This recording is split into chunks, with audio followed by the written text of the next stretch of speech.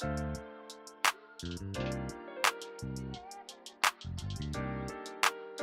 afternoon. Welcome to another edition of One Door at a Time, Concentric Educational Solutions Podcast, live from NABSE 2023 in Norwalk.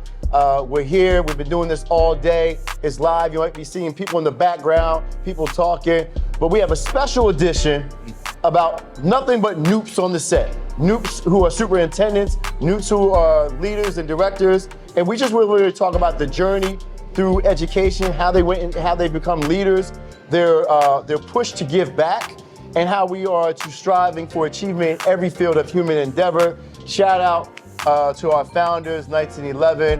I'm gonna pass it and have a special guest host, Dr. William Blake, who, man, we've 10, 15 years now. Yeah. It's been a minute. Been achieving. We have Dr. Andaé Townsel. We got Brother Gordon. I mean, I'm gonna give it to you so you can introduce the brothers and talk about the journey. I mean, it's really a journey. I've known Dre now. This is the first time. This is where I met you when you introduced me when you were in Boston. Yes. As an assistant principal. High school principal. Yes, right? High school principal, yes. Just met you, Brother Gordon. As soon as I asked you to do this, you jumped in. Blake, we've been going way back. Take it away, Blake. Yeah, well, first and foremost, thank you for this opportunity. Thank you for this platform. And welcome to the brothers of Kappa Alpha Psi Fraternity Incorporated, as we are attending the 51st National Convening of the National Alliance of Black School Educators. Absolutely. So let's just jump right into it, brothers. First and foremost, right? When you think about the mission, the mantra, and the motto of Kappa Alpha Psi, everyone knows that we are all about achievement, right? Yes. So with that said, talk to me about what does achievement mean for you in your position as a superintendent? Well, first of all, David, thank you for having us on here. Dr. John B. Gordon III, proud division superintendent of Suffolk Public Schools. And it's all about achievement in every endeavor. And when we take a look at that, it's not only making sure that we do things right for ourselves, but that we also open up the doors for others to follow. And being an African American in this position is really all about making sure that you do the pathway, that you become the trailblazer, because you're under a different microscope than anybody else. And so we have to make sure that we cross our T's, dot our I's a lot more than other people. But at the same time, we want to make sure that we're excellent in everything that we do. Once we have that formula and are able to move forward, success is always guaranteed to follow. Yeah, I like to say, first of all, to me, achievement doesn't mean average. So when you talk about achievement, to me, that means be the best version of yourself that you could possibly be. I'm Dr. Andaé Townsel, superintendent of Calvert County Public Schools, and I'll be honest with you, as a leader, leadership is hard and it's difficult and it's not for the faint of heart. Right. And I say this all the time to young people, what I've learned, and I'll be honest with you, the job is hard and it's difficult. So how do you achieve when it's hard and it's difficult? What I'm asking people to do is not to wish it was easier, just wish that you were better. Don't wish for any less challenges, wish for more skill. Do not wish for any less problems, wish for more wisdom. And don't wish it took less work, just wish you had more work ethic. And if you're not waddling in your own puddle of mediocrity, to me, that's how you achieve. Awesome, man. I tell you, man, you all are coming in, dropping these jewels because achievement is what we do, right? So another history lesson about Kappa Alpha Psi. Everyone knows that we have 10 amazing founders. Yes. But one of our founders, the dreamer of our organization, Elder Watson Diggs, he was an educator, right? And Elder Watson Diggs, he also was one of the first African-American principals in the state of Indiana, right? Okay. That was a major achievement back in the year of 1911, so on, right? So with that, right, I want you all to reflect on what is your greatest joy or your greatest achievement in your role as being an educator? I think you hit the nail on the head when you think about being the first. I was the first African-American principal of James Monroe High School in Fredericksburg, Virginia. And the year was 2009. I was also the first African-American chair of the Virginia High School League. 100 years of the Virginia High School League activities and athletics, and I was the first one. So it lets you know that even though that was the year of 2013, that we still had a long way to go. To answer the second part of your question, I really believe that one of my greatest successes is when I see someone's life that I've impacted reach their goals and dreams. If it's, former assistant coaches of mine when I was coaching basketball for 10 years in the Richmond area that are now head coaches. I retired from coaching in 2007. I still have 3 assistant coaches that are high school coaches in the Richmond, Virginia area. And it kind of lets me know that my legacy on that end is still alive and well, because I know they're impacting so many men, especially young men of color, and trying to do what they really want to do in life. So as long as you continue to find ways to inspire and motivate others, those are the things that not only keep you going, but they keep you young too. Wow. Yeah. And one thing I like to share is just change is inevitable, but progress is optional. So where you are right now is exactly what you did in the sum of the last 5 years. So if you want some place to be 2, 3, 4, 5 years from now, you would definitely arrive somewhere. The question is where. Yeah. You would definitely become someone. The question is who. So the goal is to put information in your mental factory, put information in your body, and become the best version of yourselves. In July 1, 2022, in my school district's over 300-year history, I became the first Black superintendent of Calvert County Public Schools. Wow. Progress. Change, but it didn't just happen because I just popped up and someone blessed me with an opportunity. I came with some information under the hood. I said this before, what good is a brand new paint job on the vehicle, but your vehicle is all jacked up under the hood? Radiator busted, tires bald, oil needs changing, window don't work. You did what does in the vehicle going to a destination, but you broke down on the side of the road. Yeah. So I'm not saying just look good on. Everybody look good on it. Everybody got the suit on. Right. Everybody got the crisp lineup. Everybody got the fitted. But what's in your mental factory? What's in your heart? Do you have what it takes to lead in these trying times? Yeah. Talk a little bit more about that. You're from the D. What up, though? What up, though? Burners, pop, all that stuff. Right? Better made chips. Better made chips. How did growing up in the D impact who you are now as a leader? Man, great question. First and foremost, shout out to my father. My father this year would be 51 years at Ford Motor Company. Been working for the same organization since he was 18 years old. So just coming from that blue collar grind background, all my uncles, brothers, we all work in the plant. We work at the factory. We all build houses. We all do construction. That's just what I'm born from. My ticket to the collegiate world or to academia was through football.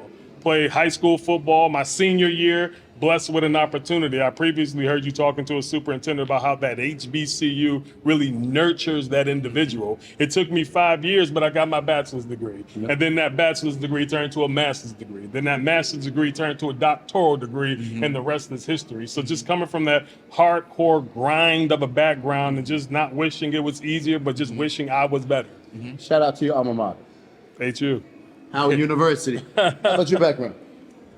So my background is a little bit different because I grew up straight suburbs because my parents were very active in the civil rights movement in Richmond, Virginia. And the historical concept, both of my parents went to Virginia Union University, but my father actually was probably the third African-American to ever attend the University of Virginia.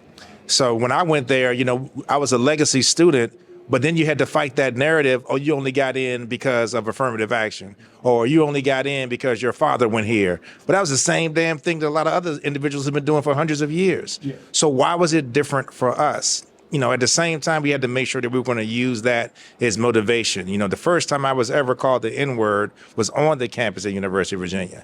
My high school, Hermitage High School in Richmond, very diverse school, 60% Caucasian, but they still understood. But when you go to UVA, and this is when you become a threat, because now you're on the same even playing field. You have the same opportunity, and those are the things that actually scare some of those individuals. Yeah. I got a question for you. Your journey. Yeah. Right? So when I met these two brothers, when I met you two brothers, I knew there was a trajectory. A lot of people go for soups, right, to have the conversation with them. I look for the people with the ambition who are going to be soups. And I'm like, I knew, right? When we first met, you said it, you spoke into an existence, but your journey, Blake. Yeah, absolutely. So when you think about my journey, it's it's a non-traditional route, as most educators to get to the superintendency, right? However, it started out very traditional where I became a classroom teacher, right? After a classroom teacher, I became a peer mediator. After a peer mediator, I go become an in-school suspension coordinator. And then that led me to become an assistant principal, which allowed me to then sit in the seat of being a school leader and being a principal. Leaving the principalship, you're supposed to become an assistant superintendent, a chief of schools, deputy superintendent, and superintendent, right? But now I found a unique opportunity to redesign what the high school experience looked like for students and kids, right? So I am currently the director of redesign for the District of Columbia Public Schools. And this position, believe it or not, is going to set me up for that superintendent's position because I am now redesigning what a 100-year-old system has looked and sounded like for the last century that has been very archaic, right? So now I am developing a sense of tools where I will be able to look at a situation, look at the district, and identify, you know what? We're not going to continue to do this problem to kids. We are going to disrupt the problem with kids by allowing them to be a part of our processes. Question before we get out of here, right? Yeah. Because I know everyone's short on time. Brother Gordon, I gotta ask, and then we close out on this. Why KSI? Why KSI? So first of all, my father's a Nupe. Oh, damn. Okay. Well, My uncle's a Nupe. there you go. But at the same time, there's a certain level of confidence, swag, style that we have that no other fraternity does. And we all know that 1911 is a good year. We know there was another fraternity that was at the end of the year. At the very end, yeah. Very end, but the way we do things is different. And I think one of the things that always probably came to the forefront with me is the way that we treat each other, the way that we treat women with great levels of respect, and they love us too. But at the same time, I really looked at the level of leadership. In the Tidewater area, when I first became a superintendent, 3 out of the 4 superintendents in my region were all Kappas. Oh, wow. And so that told me, with Eli Bracey and George Parker and myself, that told me that we're definitely on to something when it comes to leadership. So we're not just speaking the mantra of achievement in every endeavor, we're actually living it every day. Dope. Trey? Yeah, man, I'll end on this, man. I mean, bottom line is simple, achievement. I like to achieve. I say it all the time, set the bar, meet the bar, exceed the bar, and ultimately raise that bar. And just being a steward of true manliness and fidelity, achievement in every field of human endeavor.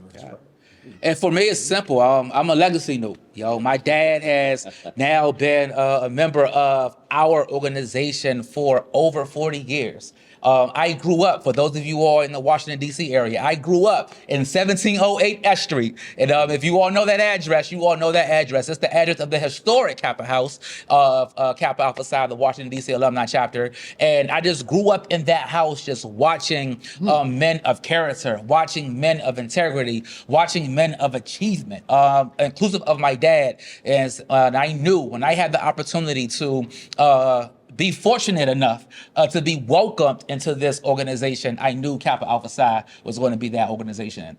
So, for me, it was coming out of prison, going to Lincoln with nothing. 2 very influential people. Dr. Charles Sutton was my history professor, and Lincoln's so small. I mean, we only had like 10 history majors. And then Dr. Herschel Bailey, he was director of Upward Bound, and in a small little office, and they were both Epsilon brothers. And Charles and Dr. Sutton and Dr. Bailey would take me to probation in Delaware every Wednesday, and they would just rotate. And these are cats I didn't know. And so I always feel like frats choose, or history or your higher power chooses you and your path to follow. And that's kind of what and to me, being a Nupe is sacred to me. Being a Nupe is sacred. I take our brotherhood extremely seriously. You don't know me that well, good brother, but you're my brother. So the minute that someone says, "Oh, that's a Nupe," that's validation. Like your stance. Dre knows this. Blake knows. I'll be really quick to call a brother out, right? Because I think we're so much better than that. That if a brother is in need, all they have to do is ask once. right? And that's what I asked those brothers before they were my brothers. I needed help to go to probation. If not, I was going to violate.